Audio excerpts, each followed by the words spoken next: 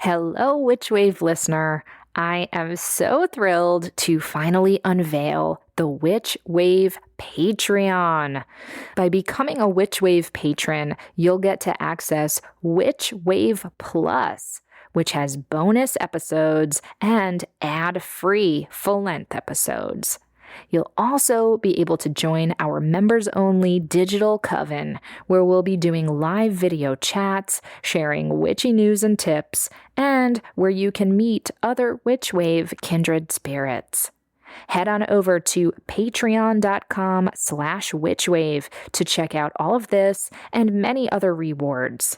And thank you so much in advance for choosing to support the show. I truly appreciate it, and I can't wait to make some more magic with you. This episode of The Witch Wave is brought to you by Tarot for the Wild Soul, an 8-week online tarot course taught by intuitive tarot teacher Lindsay Mack. This award-winning course is a deep immersion into card theory, tarot spreads, and intuitive expansion, presented and taught through a soul-centered, inclusive, trauma-informed, evolutionary perspective. Tarot for the Wild Soul is an invitation to learn how to read tarot for anything that arises, to show up to our decks in the present moment and engage with them as integral helping tools in moments of anxiety, uncertainty, chronic pain, or grief. Tarot for the Wild Soul runs from May 1st to June 19th, 2020. To sign up or learn more, visit www.tarotforthewildsoul.com and be sure to use the code WITCH for 10% off your tuition. That's tarotforthewildsoul.com and use code WITCH for 10% off your tuition. The world is filled with bewitching people, and you might be one too. Welcome to the podcast where art is magic, magic is real, and reality is stranger than dreams. I'm Pam Grossman, and this is The Witch Wave.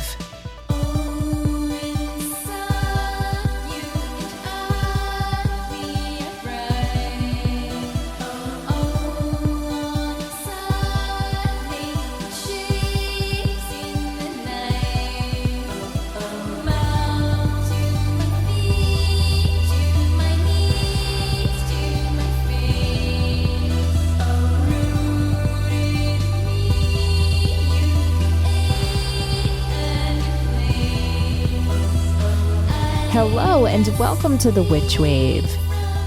April is National Poetry Month here in the US, and I think it's become pretty obvious by now that I'm a huge poetry lover.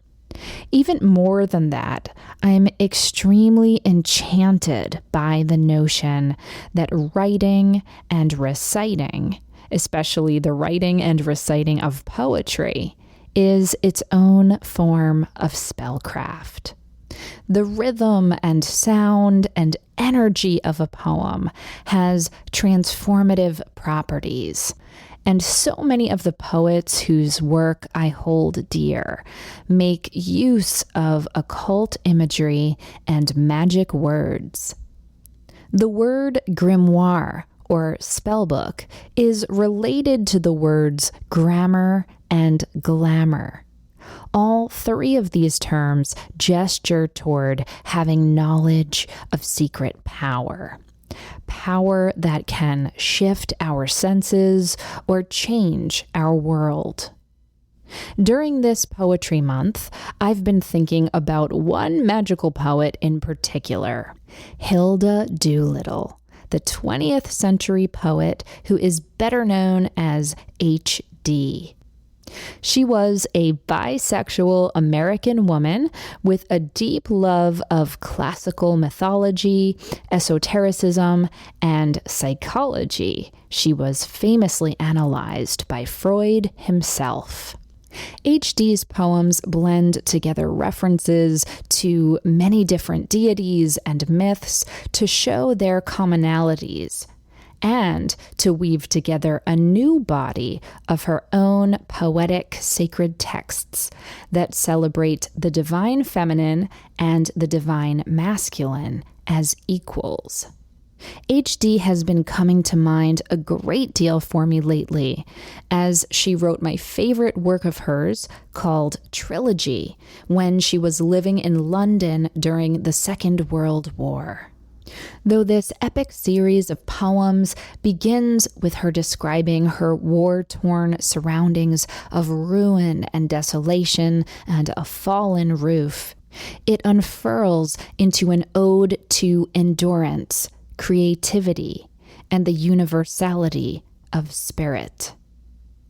The first of the 3 books that make up Trilogy is called The Walls Do Not Fall, and here she waxes poetic about the mystical nature of words.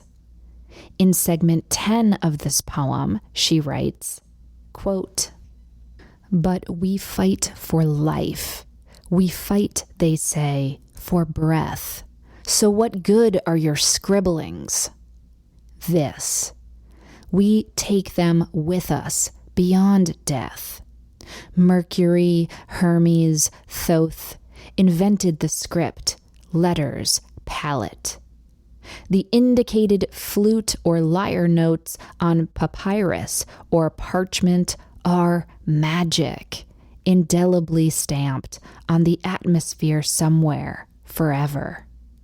Remember, O sword, you are the younger brother, the latter born. Your triumph, however exultant, must one day be over. In the beginning was the Word." Unquote. Later, in segment 39 of the piece, she writes, quote, "I know, I feel the meaning that words hide. They are anagrams, cryptograms, little boxes conditioned to hatch butterflies." Unquote. According to HD, then, words have the power of metamorphosis. That she was writing this shimmering work during such a low point in history, as she literally watched her adopted city become devastated by war, is a source of deep inspiration for me. Now, contrary to popular semantics right now, I don't believe our current fight against coronavirus is a war, but I can certainly relate to the feeling of trying to find meaning and magic as the city I love and call home suffers around me. I've had to stop recording this very introduction several times now because of the wailing of sirens that are reverberating through the air at all hours here in New York City right now. And I find the idea of making our magic anyway to be deeply anchoring and fortifying right now. Now, if you're not feeling like writing or casting spells or making much of anything right now, I completely understand that too. I'm willing to bet that HD would have watched Netflix herself if such a thing existed, but her work is such a beautiful testament to the fact that beauty can be discovered and conjured even in the darkest times. My guest today, Lisa Marie Basile, is a master of using the power of poetry to spin magic from shadows. We'll be speaking about the relationship between poems and spells, and how writing is an act of reverence to the gods and to the self. But before we get to that, first, let's check and see what's come through on the Witch Wire. Who is it? Witches! Sarah writes, "Hello, Pam. I struggle with communication issues, and it has now affected my professional life. I get nervous whenever asked to deliver status on my work or share opinions. Inwardly, I'm confident, but I just can't seem to express my confidence. Are there any rituals or practices that I can use in my life to help me improve both my projection and communication? Thanks so much for all that you do. Hi, Sarah. Thank you for your question. And I completely understand. And absolutely, there are all sorts of things that I think might be able to help you. The color orange is often associated with confidence, creativity, and boldness. So if you're able to get your hands on an orange candle right now, that's great. Go ahead and light it up and envision your own bright, bold nature. If not, you can find any orange object you have in your home, maybe an actual orange, and put it on your altar or meditate on it before you have to present. And then right before you speak, you just want to picture that candle or that object or that color. Feel that color, that orange, flooding through you and lighting up your confidence from the outside in. The color blue is also associated with communication, especially with speech or singing. It's related to the throat energy point or chakra, and so blue gemstones like lapis lazuli, especially when worn near the throat, are said to help. And lastly, you just heard some names in the HD poem that I read a few moments ago. There was Mercury from Roman mythology, who was also known as Hermes in Greek mythology, and he is a god of communication.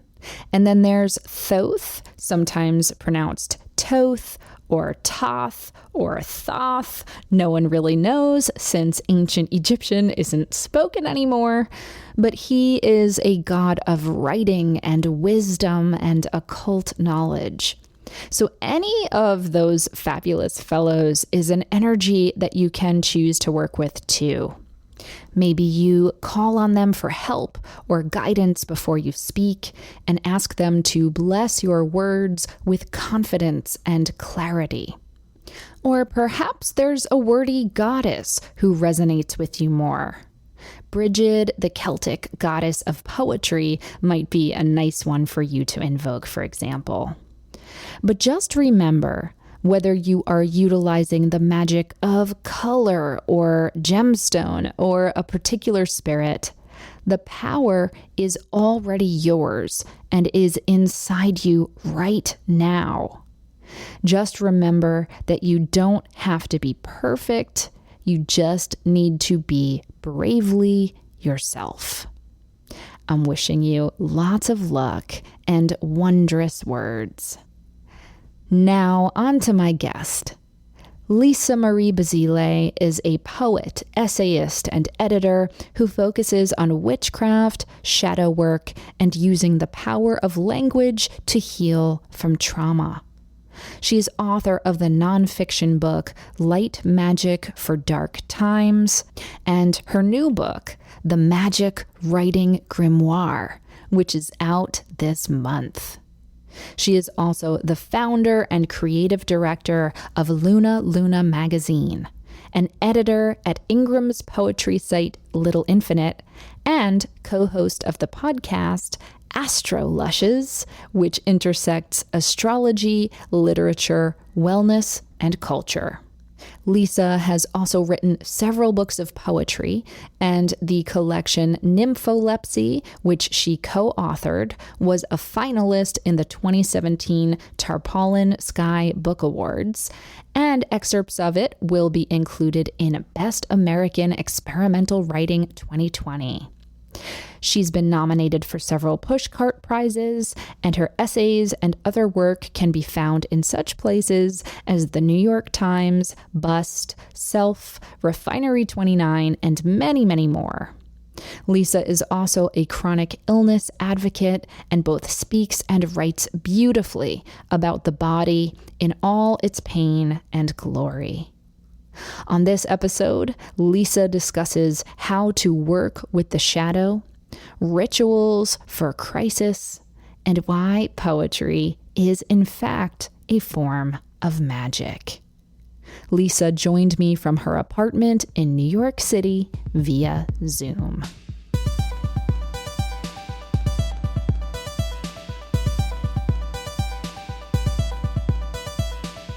Lisa Marie Basile, welcome to the Witch Wave. Thank you so much for having me, Pam. It's kind of mind-blowing. It's an honor. Oh, that's so lovely. Well, I am really, really thrilled to talk to you, generally speaking, because I'm a fan of yours, but particularly in this moment that we are in collectively. I think listeners know that I record this podcast, usually a couple weeks in advance. So by the time people are going to be listening to this, the world will have changed even more. But we are in early April right now. So we are in the thick of coronavirus. And you and I both live in New York City, correct? Yes, I'm in Manhattan currently, and it is a very strange time. Yeah, so I actually want to start in this moment that we're in because obviously it's top of mind, I think, for a lot of listeners. It certainly is for you and I. But because New York City right now, which is our home, is going through such a dark time, and because I think of you as kind of an expert in darkness and shadow, I was really, really excited to have you on today because, I'm looking for guidance myself. So first, let's just have a check-in. How are you doing right now? Well, thank you for your kind words. And I'm on a roller coaster. I have moments where I feel good and I can clean the house or do my work, hit my deadlines. And then I have moments of complete collapse where the only thing I feel is an insurmountable grief that I have no way of really confronting or going out and helping people. So it's a roller coaster I'm on like 7 times a day. Mm-hmm. So at the same time, I'm trying to use this time to at least kind of gather my thoughts and sit and pause. But how are you, Pam? Oh, I'm really up and down also. And, one of the things that has come up for me, especially this week, because it also changes for me, certainly day by day, minute by minute, but week by week is big for me. And I imagine for a lot of listeners too, because the longer this goes on, I think your brain and heart and spirit go to deeper and in some cases darker places. Yes. Particularly because at the time we're recording this, no one knows when there's going to be any end. And having no time limit on this grief is really, really hard. I don't know if that's something you've been thinking about too. I think when humans have we mark things in terms of time. So our brains work that way. We work well that way. So I think without knowing the future, we all tend to get lost in the confusion and the lack of control. And it also kind of bites into an idea of hope that we all want to cling on to. So it's hard to have hope when there's no end in sight. But I just keep thinking to myself, we have to just do our best to stay in and stay away and keep safe so that there can be an end, at least remotely in sight. I think that's the one shred of lifeline that I've been clinging to is the work that we do means something will change. Absolutely. And I think also that is what makes it so challenging is the way that we can really help each other is by staying away from each other. It seems so antithetical to the human impulse to reach out and to connect. And I know we're doing it through technology and so on, but the physicality of it, I find really challenging. It is. And I tend to be a bit of a hermit. I love my alone time. I'm an extrovert, but I have introvert tendencies. So I can easily kind of keep myself company. But I've realized through all of this that I miss the human touch and the energy of being near another body. And so it's kind of shining a light on that for me. Yeah. Absolutely. The other thing that I've been dealing with, and this is it's like the definition of self-centered, but I'm going to go for it because it's all about vulnerability, which is, of course, I'm feeling immense pain and grief and empathy for those who are suffering with this virus, for those who are on the front lines, for essential workers. But then I also have my own myopic experience and fear and shadow that I'm mining through. And sometimes it's coming up as feeling stifled or trapped. Sometimes it's coming up as feeling irritated, with people who I really love, but who are getting on my nerves, whether it's my amazing, lovely husband, but we're spending so much time together, or something that's coming up for me a lot is I am very empathetic to people who live everywhere, but I'm extremely protective of like the New York City experience right now.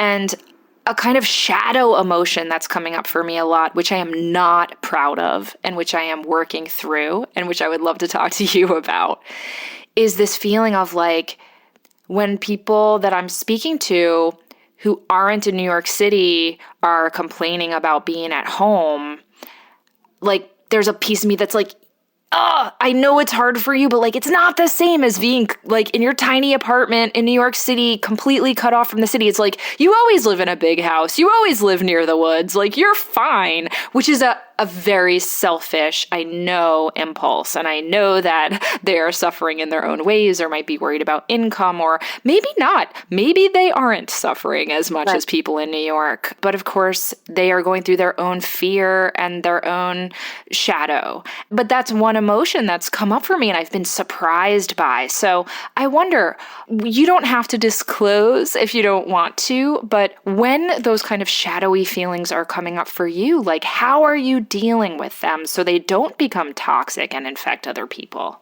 Oh, that is such a great question. I have been feeling quite the same. I do feel super protective of New York. And I think when trauma and grief and crisis is so close to us, it's human nature to kind of take it in our arms and hold it as our own, and anything else sort of pales in comparison. And it does feel and sound selfish. And obviously, we both know and we all know that other people are dealing with pain too. So we know that it's a sort of shadow element, but it's also a really human element.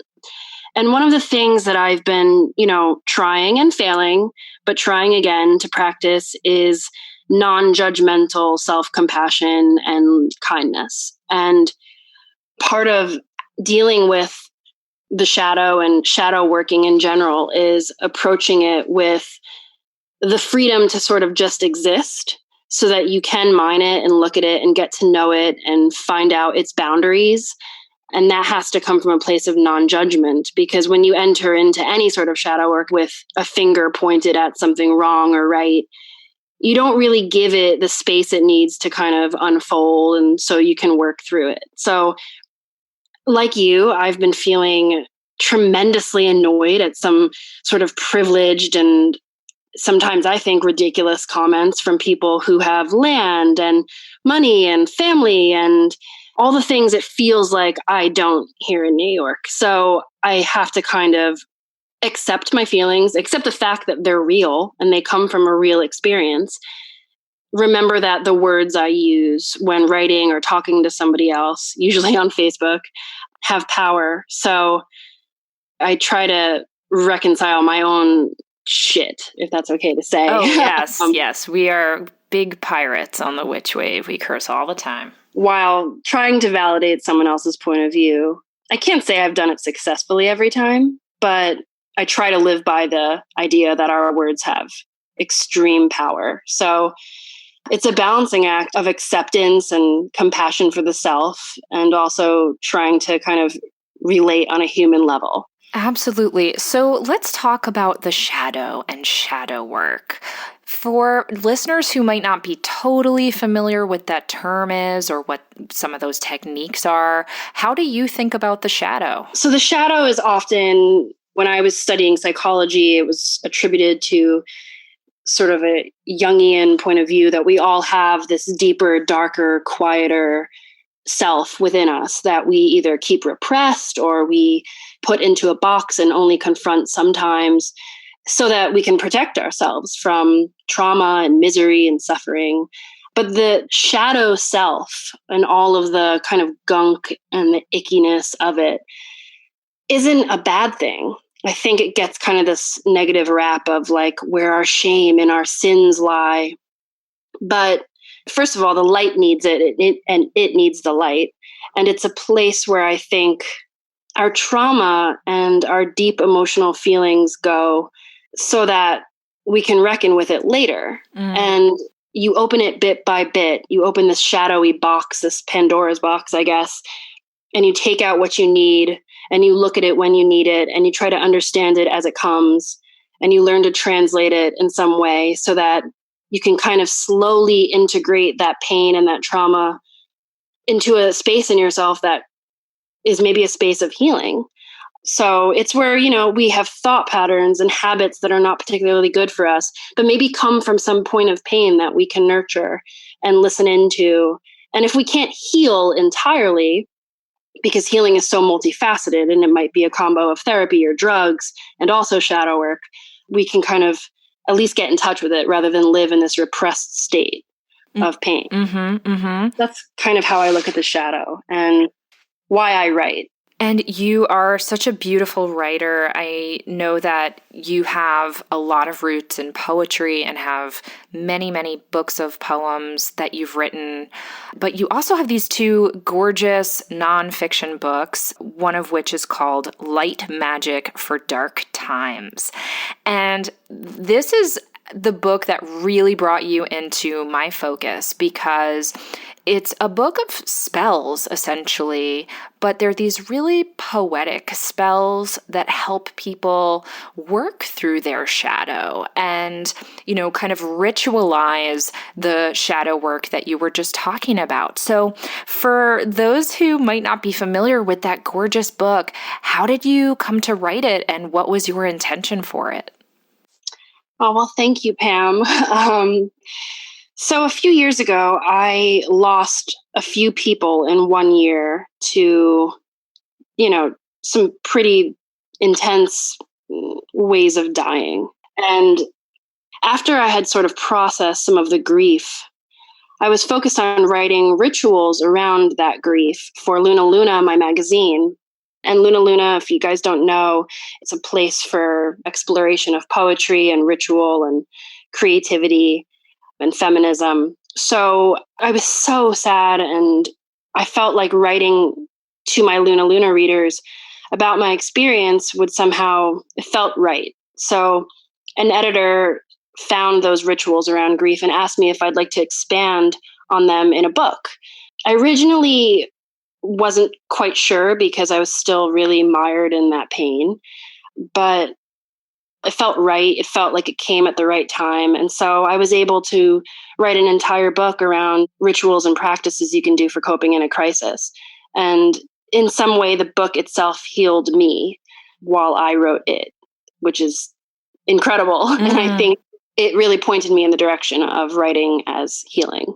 And it's such a beautiful book because it is a spell book. I mean, you have, suggestions for people to work with candles and crystals and flowers and bowls of water and salt and all of the things that we might traditionally find in spell books in, the occult section of our bookshops or online or what have you. But the spells that you have crafted for that book are quite different than a lot of the spells that one might find in a more traditional spell book. So I'll just read a couple of them, of the titles. You have a ritual for releasing parental resentment. You have a ritual to get rid of imposter syndrome, an earthing activity to reduce stress from political chaos. And here's one that I really love, especially lately, and I'll explain why in a moment. You have a graveyard meditation for getting comfortable with the idea of death. Well, let me just say, I loved coming upon that ritual again today when I was preparing for this conversation with you, because one of the few spaces that I can somewhat freely walk around in right now is the cemetery near our apartment. There's just not a lot of other places to be. And so when I walk in this cemetery, it's beautiful, and there are lakes and trees, and, it's just a gorgeous kind of nature reserve anyway. But interfacing with the idea of death and loss, I don't know, it feels important right now because that is going on around us here in New York City and all over the country and the world. So anyhow, how did you choose which spells or rituals you were going to include in this book? That book, it was a whole jumble of different things. At first, I utilized my Luna Luna community group. So I made this Google form to ask people what kind of things would they want to see approached in a ritual or spell or practice sort of fashion. Like, what kind of issues are people really working with on the day-to-day level? And so I got a lot of feedback from people. I got hundreds of responses. I kind of poured through all of them, looking at what are the kinds of things that people are feeling all the time. And then, of course, I really wanted to infuse the book with some of the rituals and practices that I myself would have wanted as a younger person. So it's sort of an act of like self-healing, my younger self. I wanted to kind of deal with grief and some of the trauma of my personal upbringing. And I knew that a lot of people in the world kind of probably felt similarly or have dealt with similar things. So I wanted to make sure to tackle real life social issues that really did affect people. But I also wanted to make sure it was accessible so that, somebody who maybe wasn't allowed to have an altar in their house or isn't quite learned in the areas of witchcraft that they might feel like they don't have a right to practice. I'd like for them to use the book and feel like there's a friend there for someone to listen to them and see them and validate them. And yeah, death was really my catalyst for that book. So it's strange that it's called Light Magic for Dark Times, but I think it's pretty shadowy. So yeah, I wanted to help people kind of work with their shadows. Yeah, I mean, there's certainly a lot of, I think, more what people might associate with light magic in there. You have some spells around manifesting and spells around body acceptance. And yes, it is heavy, but I don't find it dark in terms of, I don't know, the book makes me feel good. It doesn't bring me down or scare me. So I actually think it's a really beautiful title. Thank you. I love that book, and I'm grateful for it because it allowed me to keep writing and connect with people like you. So that's really lovely. That's so lovely. And on that note, we're going to take a quick break and we'll be right back. Foxglove Farm creates magnificent, vegan, cruelty-free, earth-focused products like baths, teas, facial care, and magical spell kits. Could you use a lift? Try the Foxglove Farm Good Spirits Soap with lemon balm and frankincense to elevate your mood. Looking to rev your lust engines? Their Livin' Libido Loca tea just might do the trick. And I'm on a rose kick right now, so their Coming Up Roses facial mist is totally calling my name and my face. These are just a few of the offerings from Foxglove Farm, but if you're having trouble deciding or you just want to spoil yourself with a selection of goodies, then check out their monthly gift boxes. Every box celebrates the magic of a different plant each month and weaves that plant into the rituals, scents, healing teas, and spell items contained inside. Delish. I also love that Foxglove Farm runs a heart-centered business using minimal recycled packaging and donating a bar of soap to those in need for every soap ordered. So head on over to foxglovefarm.com. That's Foxglove, PHARM.com to order mindfully crafted plant-based products that are kind to your body and to your soul. And if you use offer code WITCH, you'll get 13% off your orders. That's offer code WITCH for 13% off. Foxglove Farm makes good stuff with good intentions. Welcome back to the Witch Wave. Today I'm speaking with Lisa Marie Basile. So Lisa, let's talk about witchcraft and the archetype of the witch specifically. What drew you to this material? When did the witch enter your life? I always trip up on this question because it is so multi-layered for me. So I grew up with a pretty Roman Catholic background, and I went to Catholic school for some time. And I always really did enjoy the ritual aspect of it, the smoke, the music, the light.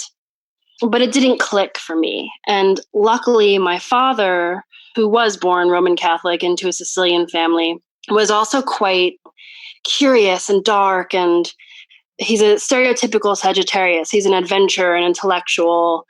And so he would always just sort of read me occult books growing up. And I didn't really understand, but I was fascinated. As I got older, I kind of turned to Wicca because those are the books that were available in the library. So I became interested, but I didn't have money. I didn't have access to tools or anything. So I read about it and I connected with it, especially the nature elements of it. But that also didn't click.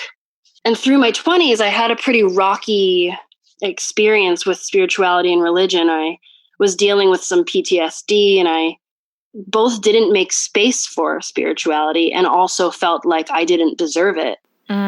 So coming into it in my late 20s, I think is when I really tapped into the witch because, I had met some people who were practicing witches, and watching them practice and learning their reasoning behind why they identified as witches really spoke to me. And that was the idea of embracing the self, of going against the status quo, of rebelling in some way, of tapping into energy and nature, of doing good for others, and the inherent feminism in that. So I think I'd best describe myself as a word witch. I love that. It really combines my two passions, and they are really one, actually. So I would say it wasn't a linear path to where I am now. Well, it rarely is. And in my experience personally, but also the more I talk to people on this show, the clearer it becomes to me that people's road into witchcraft is rarely a straight line. And often I'm finding there are people who gravitated toward this material when they were younger and then kind of wandered away from it for a while and then somehow found their way back to it. And I find that journey so interesting. And that comment you made about feeling maybe undeserving of spirituality really hits a nerve with me, because I also tend to think that anything witchy becomes trivialized. And as young people who want to carve out our own identities and be taken seriously, particularly as women or young women, it seems to me that a lot of people kind of drift away from spirituality and specifically witchcraft during that point in their lives when they're trying to become a quote unquote serious person. Right. And then later realize, oh, wait a second, that actually meant something to me and I do deserve that. And it isn't foolish. It isn't trivial. I don't know. Does that resonate? Absolutely. I think it's a hard thing to wrap my language around. There was definitely this stigma attached to believing in certain things. And, it was just automatic assumption when I told people that I was really exploring my spirituality and really connecting with the archetype of the witch. There was this inherent and quick response that was sort of like, oh, that's a gimmick, or that's for people who don't believe in science, which is, completely inaccurate. Mm-hmm. And sort of like, that's what teen girls do. I don't know how you could be coming to this at 27. And luckily, I think, witches and the modern witch has really been able to stand up and make a name for itself in this time and place and space. So I know that I had a lot of support in my journey, but there's always going to be detractors. So that was really uncomfortable for some time. But now I fully embrace my identity and I find no shame in it, because I think whenever somebody does something to better themselves and to enrich in their lives and embrace something that feels right, any naysayers are just an asshole. How could you say no to that? Absolutely. I co-sign that very, very hard with a bright red pen. So speaking of writing, how did you find yourself in this world of word witchery? When did you start writing, and how did you discover that writing was a magical or transformative act for yourself? I really started my writing career in poetry. And somewhere along the line, I noticed there was this incantatory quality to reciting or recitation. And using that sort of melody and harmony and the line breaks in poetry gave it this sort of sacredness. It allowed me to construct words in such a way that felt like a spell because of the breaks and the white space and the breath that comes with reading and writing poetry. In the writing of poetry, it felt like this sort of ethereal, divine power, like I'm bringing up something from my gut. So it felt very connected to the higher self or the deeper self. Maybe in 2013 or 2014, I wrote a chapbook, which is just a little book of poetry called Warlock. And it was a sort of book-length poem that had no titles, just one running poem that I really looked at and read out loud as a banishing spell. And it wasn't really my intention, but when I finished the book, I saw that it was really a banishing spell. What were you trying to banish?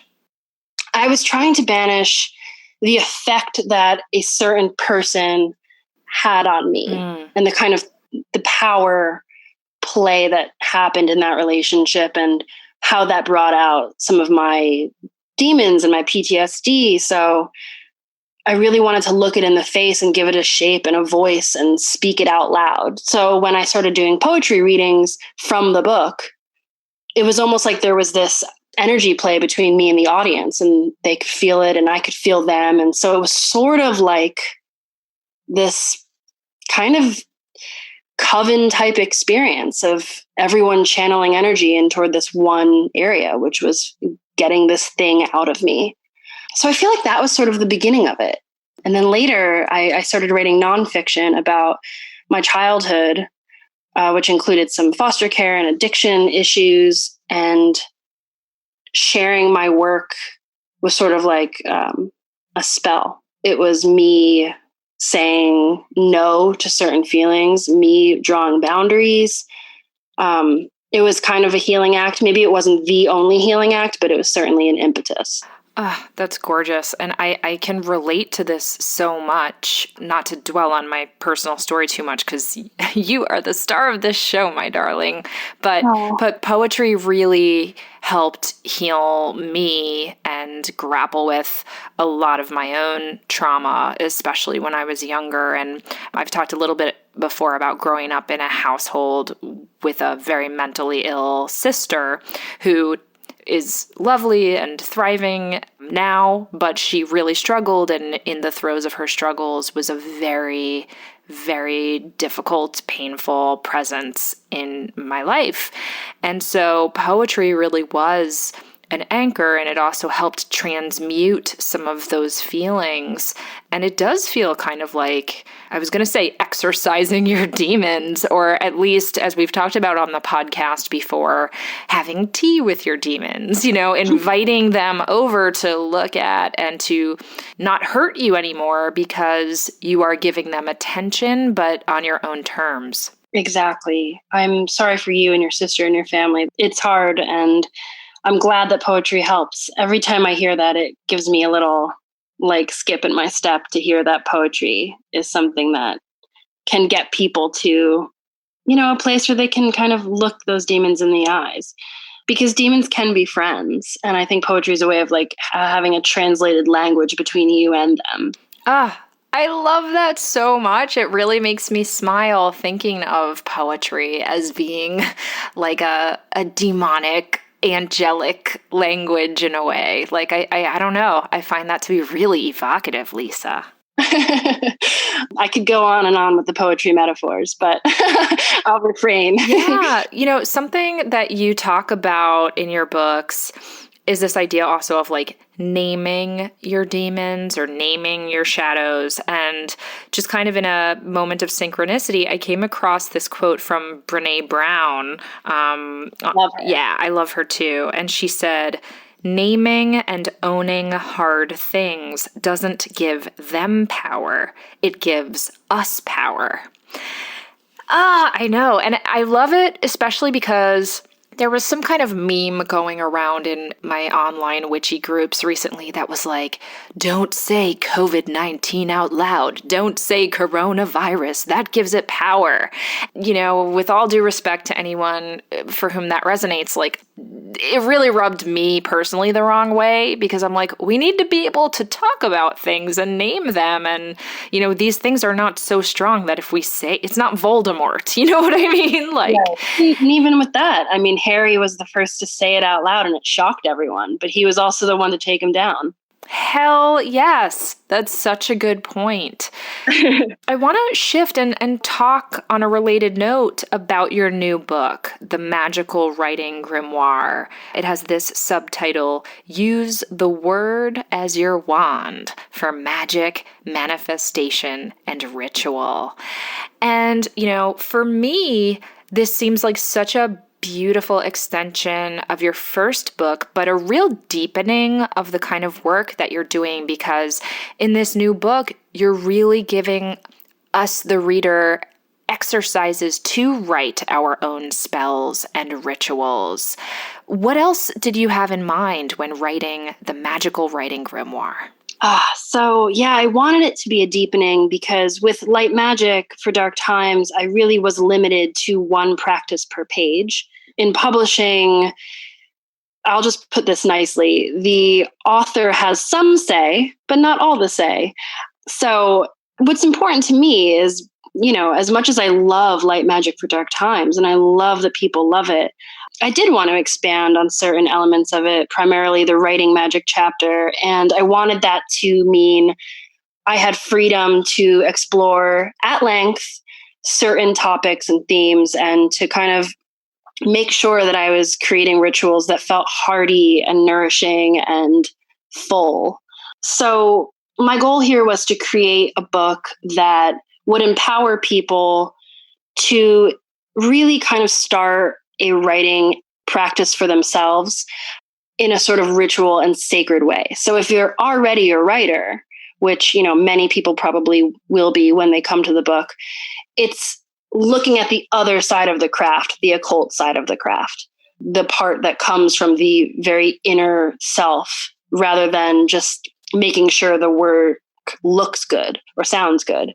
And then if you're not a writer, I wanted the book to feel like a home base for you to explore all sorts of writing types, poetry, letter writing, dream, diary keeping, so that they could use just a journal and a pen or a computer if they'd like to really create a beautiful, sacred ritual practice for themselves that is anchored in both the light and the shadow. So like light magic, it's accessible, but it's a deep dive for the self.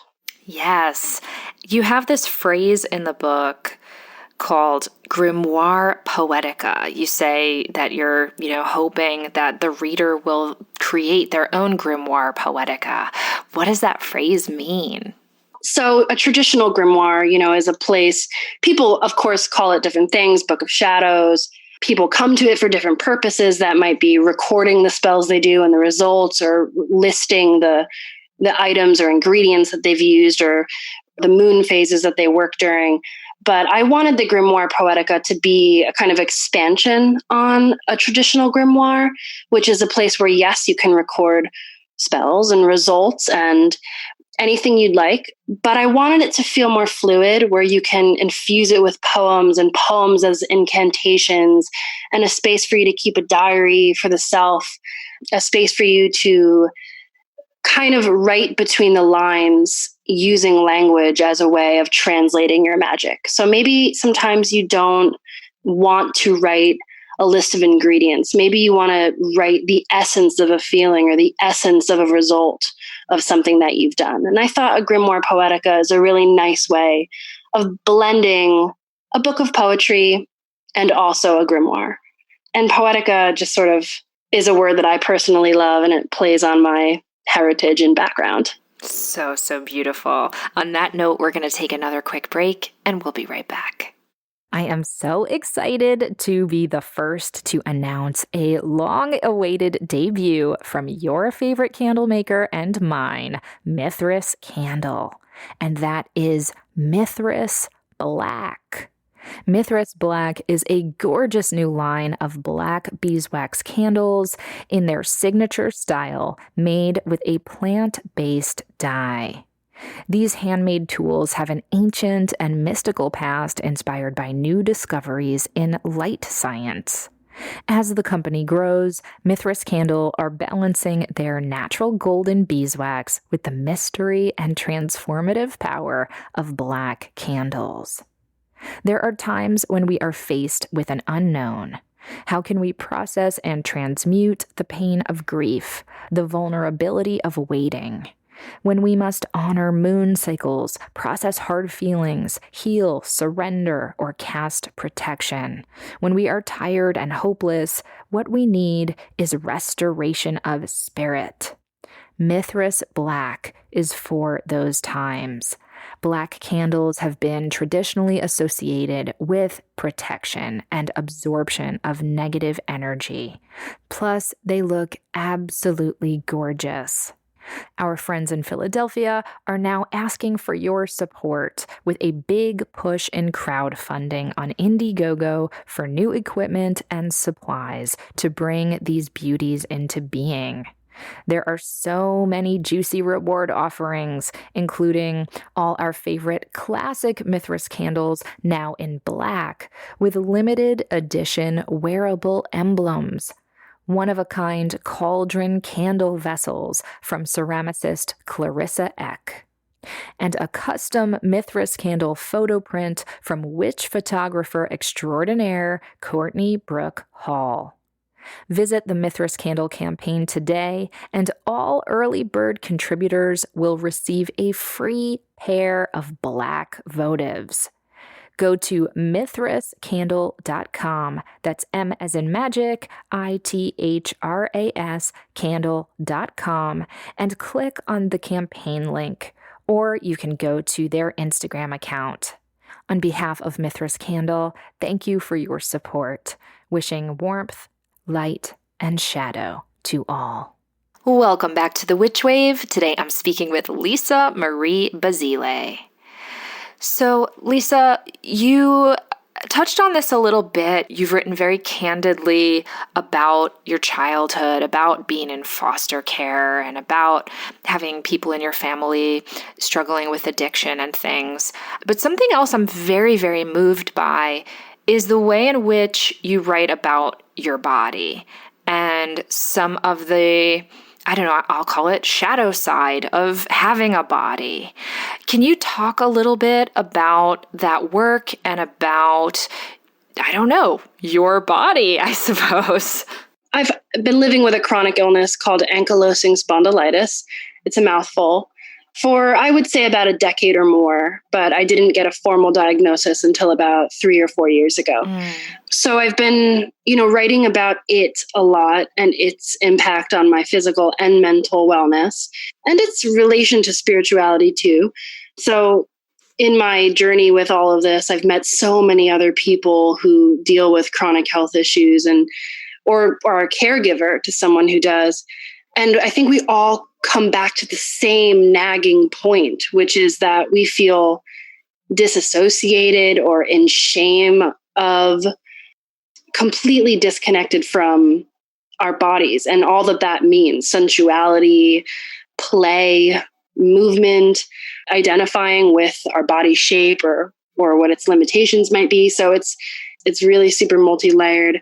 But when it comes to, I think, connecting with my body, I really learned early on, it was a point of darkness for me. And it wasn't like one day I woke up and thought, oh, I must do shadow work. It was more a natural and gradual and holistic process of exploring why I felt these things about my body, where they were coming from, why I felt shameful, why I felt limited, why I felt small. I think having a conversation with the self and sitting in that uncertainty and fear is something I got really sadly good at doing. And it's weirdly been helping me during this coronavirus crisis right now.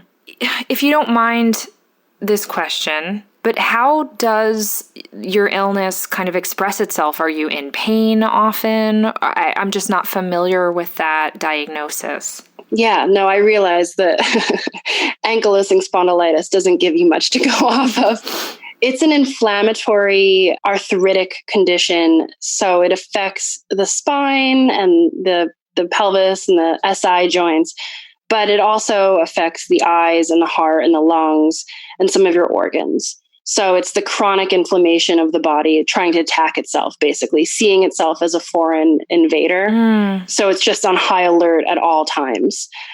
So really it's a battle against the inflammation just turning my spine into a tree that can't bend forward or backwards. It's like a paralysis you're fighting against. And I have to say I'm very lucky. It's hereditary for me. It's running in my family. And it's interesting because I got it from, I think, my Italian side of my family, and that's the side kind of mired in folk magic. So for me, it's almost like this disease is anchored in this inherent transformative magic in my bloodline, if I want to poeticize it. But I am lucky because it doesn't affect me nearly as bad as it affects some others. Well, I'm so sorry for any pain that you experience with that. That does not sound fun. And it also really, and I hope that this is not an insensitive segue, so I invite you to let me know if it is.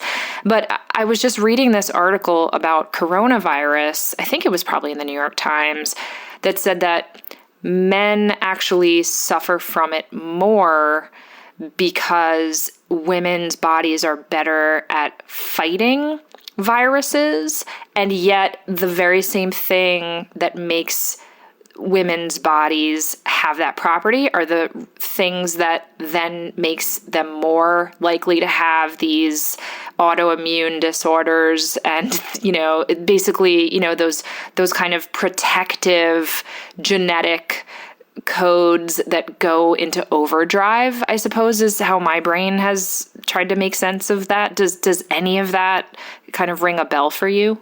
Yeah, that makes total sense. I think our bodies work harder to fight off these quote unquote unknown invaders, which are basically just ourselves. So we're, at risk for autoimmune diseases, which helps us because the autoimmune system is in overdrive against viruses.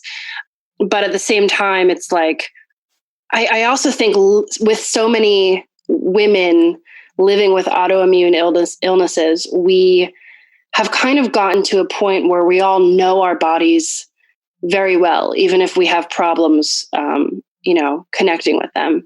So we're in communication with ourselves and our bodies and maybe our bloodlines and our ancestors in a really deep and powerful way. And I hear from the women that I'm friends with and the femmes and non-binary folks, and it really feels like they're kind of more able in a way to kind of pinpoint their feelings and their emotions and their fears and their traumas around coronavirus. And some of the men that I've, talked to, I don't want to be reductive, but they kind of tend to think everything's going to be fine. It's totally fine. Don't worry about it. We're going to be okay. And again, I'm not being reductive. I'm not trying to make a generalization, but there's so much that is interconnected when it comes to the body and the way that we deal with trauma in the body and outside of the body. I think so too. And I also think that the ways in which we talk to our bodies is so important. And as people in, I'll call it women's bodies or bodies with feminine aspects, we're trained at a really young age also to hate our bodies and to hate what they look like, or to not think that they are adequate enough, or to think that we are somehow an aberration against, the standard male norm, which is one of the reasons I think female healthcare is so behind even now where it should be, because it was not studied as deeply. It's still, and there's all this evidence that women's issues are not taken as seriously by doctors, right? And it takes a lot longer for women to get diagnosed with certain ailments and so on. So for me, that all ties back to how witches are associated with knowledge of the body. And I just wonder, has the witch or has your word crafting taught you anything about your body and how you can become better friends with your body? Oh, yes. I love that. And I think one of the things that shaped me the most early on was many years ago, I had a group writing session in which we wrote letters to our bodies. And it was probably, I think, 12 of us in a room, many of us women, a few non-binary friends, and our experiences were all quite different. And yet in that group, we did a ritual to kind of heal some of those thoughts and feelings. And another ritual I did at Catland, actually, we held each other's hands and washed each other's hands in rose water. And so it was getting to touch and be physical and intimate with another person as a way of connecting with the body and forgiving it and sending it love. So for me, the body and ritual and writing is completely linked. Everything I do is a ritual now. When I do yoga before bed to get rid of pain, it is a ritual act. I wash myself with certain herbs and water. I light a candle. I do my yoga. Or sometimes when I'm feeling very frustrated, I'll write a letter to myself again. Often I make a little altar that I change up weekly that has just maybe tarot card representations of my strength. So for me, it's so intricately linked. And I do believe that using ritual has helped me not only eliminate stress, which kind of can help with inflammation, it helps me love myself a little more. And that's all to say, I don't believe that spell work or anything can cure a disease. I think please see a doctor and get medication. Yes. It's just one tool in the arsenal. Absolutely. So we're winding down here, but I think you're just the absolute perfect person to ask. What advice do you have for people who are stuck at home right now, who are scared, who aren't probably moving their bodies as much as they could be or should be because we are so confined? What are some offerings that you would like to leave for our listeners in regard to this exceptionally challenging moment in our shared history? The first thing I'd like to say is that everyone should come to this experience with complete patience and compassion for themselves and others. We're all working from different perspectives of trauma. So if someone sees work as a release, or if another person sees rest as release, both of those things are valid and okay. So I do think coming at it with that in mind is really important. But I think now is a wonderful time to do some shadow work, which is to kind of sit down and look at the habits and the thought patterns that aren't helping us, especially when we're in our houses alone for so long. It's just sitting there and maybe writing a letter to ourselves and our fear, maybe of isolation or loss and grief, to kind of validate or honor those feelings. I do think a form of shadow work, which is both an action and a result, is just sitting in that uncertainty and letting yourself feel it rather than distracting yourself from it. But Again, I say that with the caveat of having a therapist or some supportive friend on hand, because it can get quite dark. And then again, come to all of this through poetry. I think poetry is a way of excavating what is painful. And it's a work, it's a process, it's an examination of the self that I think can help us in posterity kind of keep a record of all of this, but also translate the untranslatable feelings of being afraid of coronavirus. Those are some of my thoughts. I think that's really, really excellent. And I feel compelled to ask you a question that actually many, many listeners have sent in for me. But I really would value your perspective on this, which is, what do you do on those days when you are feeling drained, you are feeling sick or feeling pain or feeling scared, or you're just fucking exhausted? How do you tap into magic? How do you find the energy, or do you, to connect with spirit, or to do a ritual, or to write a poem? What advice do you have for people who are just tapped out? All sorts of people are going to have a different answer to this. And I think a lot of those answers are valid. But I would say that it is a form of magic to rest, to recuperate, to be quiet, to be silent, to indulge in some sort of pleasure, which might be TV or sleeping. But I think if you really need something in a pinch, working with nature is wonderful. I think maybe just sitting with a house plant in the light in the morning and drinking tea silently is a good way to feel connected to the greater everything. Or, kitchen witchery, making yourself a nice meal and kind of infusing it with intention is a nice way of doing something kind of small and you're going to do anyway that makes you feel grateful and intentional. But I think the most important thing is to follow your intuition. If your intuition says to sleep, then I think that's probably the best thing that you can do for yourself. There's no competition. So beautiful. And I'm just going to remind both of us of the words that you started this conversation with, which is to try to let go as much as possible of self-judgment, because I know I'm guilty of this, that when I'm feeling down or tired, I then beat myself up for feeling that way, which is a beautiful layer cake of neuroses that I'm unpacking with my therapist. You're not alone.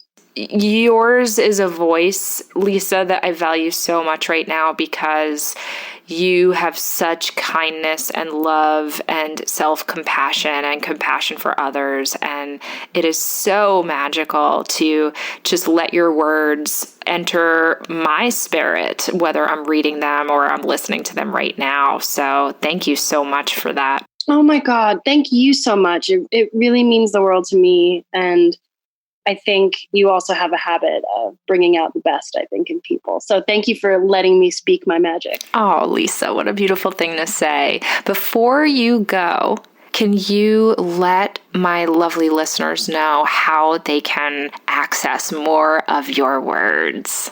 Yes. So you can find me at lisamariebasile.com. You can find all of my writing and links to my books.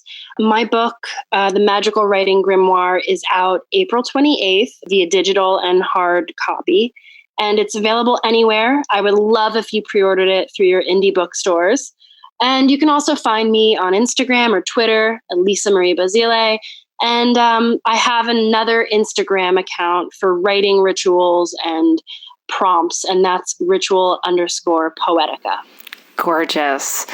Well, Lisa, from the very bottom of my heart and from my quarantine apartment to yours, I just thank you so much for your magic words and for your beauty and for the love that you craft every single day. Thank you so much for being on the Witch Wave. Oh my God. Thank you so much too. I adore you. It's been my pleasure.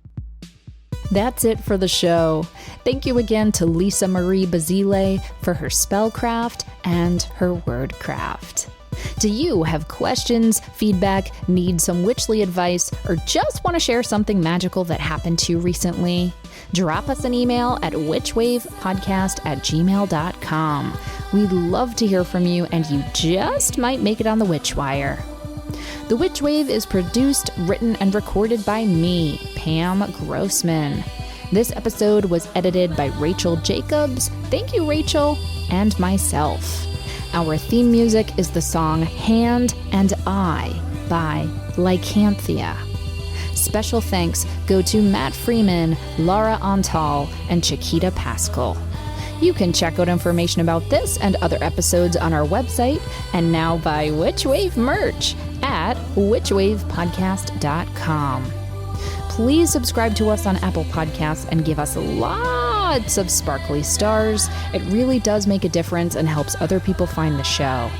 You can follow us on Twitter, Instagram, and Facebook at WitchWavePod, and you can check out my witch emoji for iPhone by going to witchemoji.com or downloading it in the App Store. Please consider picking up my book, Waking the Witch, which is available everywhere now. And if you want even more Witch Wave, or you would just like to support the show, please join us on Patreon. That's patreon.com/witchwave. Thank you so much for listening. Witches are the future. I'll catch you next time on The Witch Wave.